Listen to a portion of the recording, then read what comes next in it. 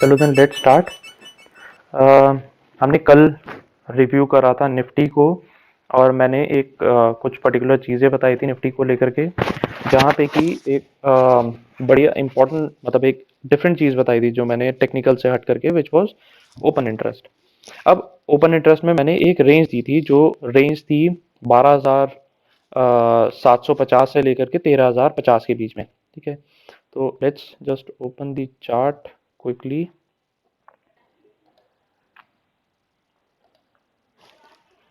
Okay, तो कल मैंने डेली निफ्टी का एक डेली चार्ट दिखाया था, जहां मैंने बताया था कि अगर किसी वजह से अगर कल का जो लो है उसके नीचे अगर कहीं पे क्लोजिंग होती तो यहाँ पे फॉल के चांसेस थे। बट करंट सिनेरियो में अगर आप देखो तो बेसिकली जो निफ्टी थी नीचे की तरफ आई, वहां पर उसने क्लोजिंग देने की कोशिश करी, बट सडनली लास्ट में आकर के प्रॉब्ली कुछ भी रीजन हो सकता है जो वहां पे एक बड़े लेवल की बाइंग आई। आज की रेंज देखते हैं कि पूरे दिन में निफ्टी कहाँ से कहाँ तक घूमी। ठीक है, जो हमने कल एक्सप्लेन मतलब आई मीन जो चीज़ें एक्सप्लेन करी थी उसमें था कि निफ्टी की जो रेंज होगी 12,750 से लेकर के 13,050 के बीच में होगी। अब आज का आप हाई और लो देखो, यहाँ पर ऊपर हाई और लो का प्राइस दिखाएगा।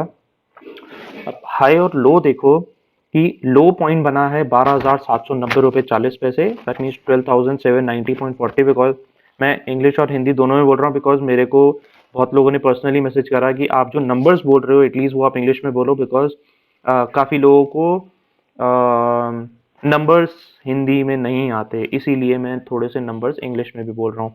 एंड जो हमारा हाई बना इट वॉज 13,018 का, जो हमारी रेंज के बिल्कुल उसके बीच में फिट हुआ। एंड इन केस अगर कोई इसके ऊपर अगर ट्रेड कर रहा था या लेट से उसको एक रेंज का आइडिया लग गया था, so probably he would have made money.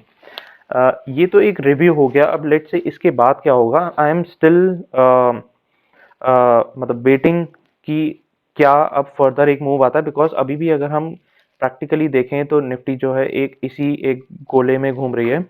इसको ब्रेक करने के लिए यहाँ पे इसको थोड़ा सा और नीचे की तरफ आना पड़ेगा।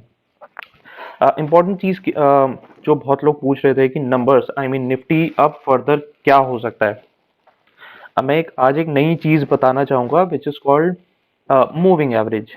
मूविंग एवरेज क्या होता है? मूविंग एवरेज बेसिकली पिछले कुछ दिनों का जो प्राइस होता है उसको उसका एक एवरेज कैलकुलेशन होती है, जहां पर कि कोई भी स्टॉक, कोई भी इंडेक्स, कोई भी कमोडिटी उस प्राइस रेंज में जब वो घूम रहा होता है। ठीक है, तो हम मूविंग एवरेज बेसिकली कैसे लगाएंगे?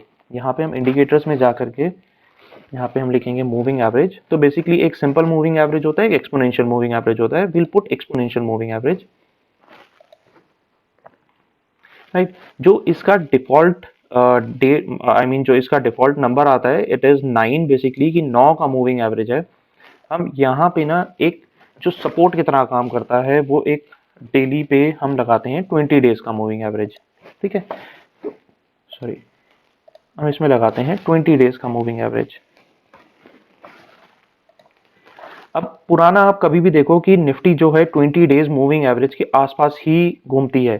थोड़ा सा अगर वो कहीं पर ऊपर जाती है, जब भी वो आउट ऑफ द रेंज, अगर एक आउट ऑफ द वे अगर कोई चीज जाने लग जाती है तो वापसी उस प्राइस के पास आ जाती है जहां पर कि वो मूविंग एवरेज घूम रहा होता है। अब ऐसा नहीं है कि वो आउट ऑफ द वे जा रही है तो वो और आगे नहीं जा सकती, बट जैसे जैसे वो प्राइस ऊपर मूव करता रहता है वैसे ही वो जो एवरेज है वो भी धीरे धीरे करके ऊपर मूव करने लग जाता है। ठीक है, तो अगर किसी वजह से कोई फॉल आता है या कोई भी प्रॉफिट बुकिंग आती है तो प्रॉब्ली हम जो हमें फर्स्ट एक बिल्कुल जो एक इनिशियल सपोर्ट मिलेगा वो 20 डेज मूविंग एवरेज के पास जाकर के मिलेगा। ठीक है, तो एक नई चीज मैंने एक ऐड ऑन करी मूविंग एवरेज। तो धीरे धीरे जब भी मैं एक रूटीन में जब चीजें लेकर के आते रहूंगा तो मैं probably I'll add more indicators, कोई कोई नई स्ट्रैटेजी कुछ ना कुछ करके इसको धीरे धीरे ऐड करते रहेंगे। तो एज ऑफ नाउ आज का खाली एक मूविंग एवरेज का ही एक व्यू था, इसके अलावा फर्दर कोई चीज़ अभी रडार पे नहीं है मेरे। मेरे पास कुछ मैसेजेस आए जो लोग पूछ रहे थे कि हमें अगर ट्रेडिंग करनी है या मेरे को मार्केट के अंदर आना है तो किन किन चीज़ों का ध्यान रखना पड़ता है। तो उसके लिए मैंने एक छोटा सा एक प्रेजेंटेशन बनाया था। So will jump over to that presentation. सबसे पहले उसको समझना होगा कि मेरा गोल क्या है, मेरा मोटिव क्या है, मैं स्टॉक मार्केट में क्यों आया हूँ, मेरे को एग्जैक्टली क्या करना है। अब स्टॉक मार्केट में देखो 2 तरीके होते हैं पैसा डालने के। एक